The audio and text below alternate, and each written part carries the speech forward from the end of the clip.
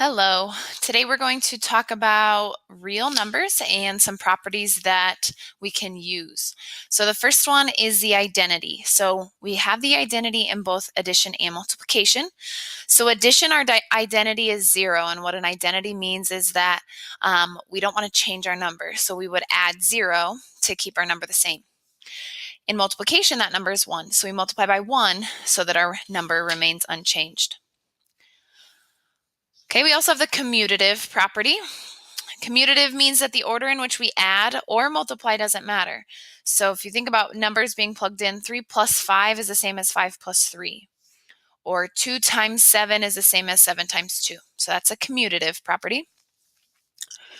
Then we have the associative property, and that means that the order in which we add or multiply does not matter. So I could do A plus B and then add C, or I could do B plus C and then add A.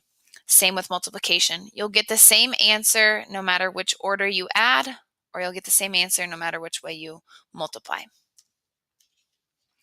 So we have a couple examples. We're going to decide what property is being shown. So we have 5 times 1 equals 5.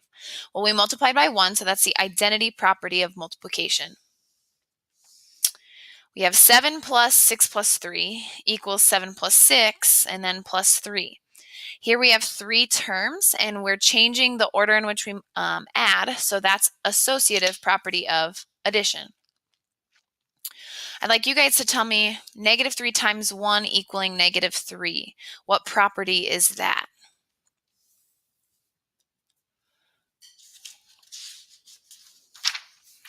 Okay, these properties are going to help us out when we go to simplify equations, or expressions. So if I'm given 16 plus 7 plus 4, and I'm told to do this quickly in my head, I have to decide, well, what two numbers are going to be easiest to add together?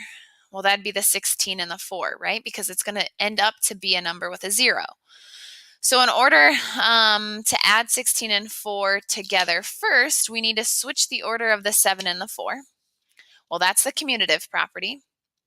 Then I'm going to change where my parentheses are, because I want to do 16 plus 4 first. So that is the associative property that allows me to move my parentheses.